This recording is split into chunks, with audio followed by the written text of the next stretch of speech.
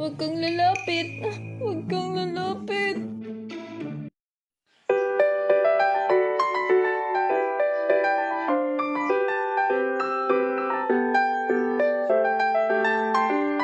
Hello mga beshi!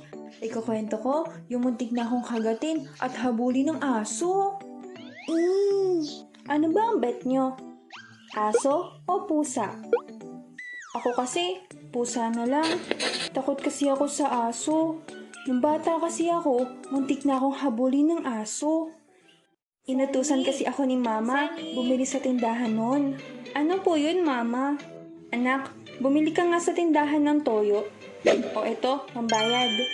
Wow, 20. Okay po, ma. Akin na lang po tong sukli, ah. Sige, basta dalian mo at maluluto na tong ulam.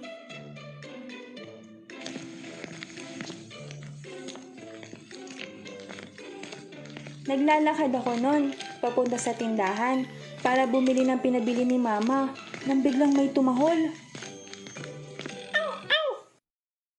Ano yun? Aso ba yun? Asan? Aso nga! Akala ko si Rosmar! Naku, patay! Paano ako bibili ngayon? Ikahagatin ako ng aso pag lumapit ako. Hay. Buti na lang, naalala ko yung payo ni tatay. Anak, pagka sa tingin mo, ihahabulin ka ng aso, huwag kang tatakbo o gagalaw. Po? Baka kagatin po ako ng aso pag di po ako gumalaw. Hindi anak, basta huwag kang gagalaw. Iisipin lang ng aso na statwa ka. Alam po ba ng aso yung estatwa? At yun nga ang ginawa ko. Hindi talaga ako gumalaw habang yung pawis ko ay tumatagaktak na at yung paa ko ay nanginginig na sa takot. Nakakatakot pa yung ngipin niya, ang tatalas at ang laki-laki ng bunganga. Piling ko pag tumayo pa siya kasing laki ko pa siya. Naku, palapit na siya. Tatakbo ba ako? Hindi ko kaya. Aabutan niya ako. Huwag kang lalapit. Huwag kang lalapit. At inamoy-amoy lang ako ng aso. Hindi niya ako kinahagat, pero natatakot pa rin ako. Chu! Chu! Halika dito, doggy! Halika dito!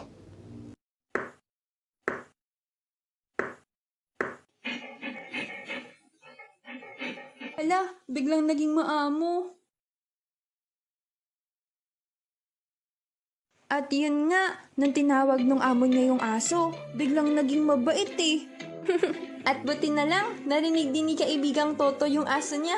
Busy kasi yata sa pag-animate eh. Joke lang. Peace.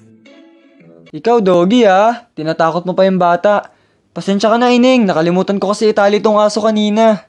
Okay lang po, muntik lang naman po kung malapa ng aso nyo kanina. At di na po nga pala ako ining, isip bata lang po. Okay ka lang ba? Opo, okay lang. Kompleto pa naman. Bibili ka ba?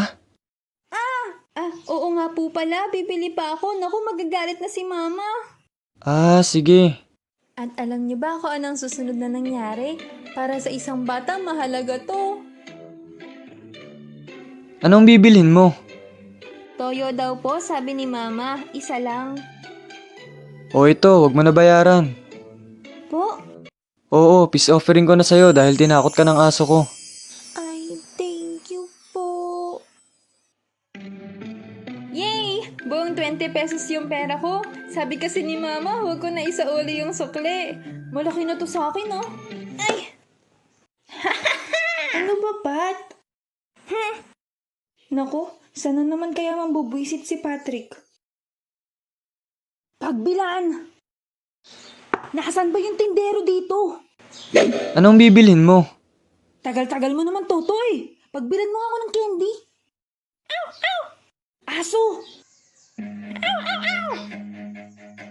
Naku, takbo! Toto! Yung aso mo! lagot ka sa akin. Pag nakabalik akong buhay, magsusuntukan talaga tayo!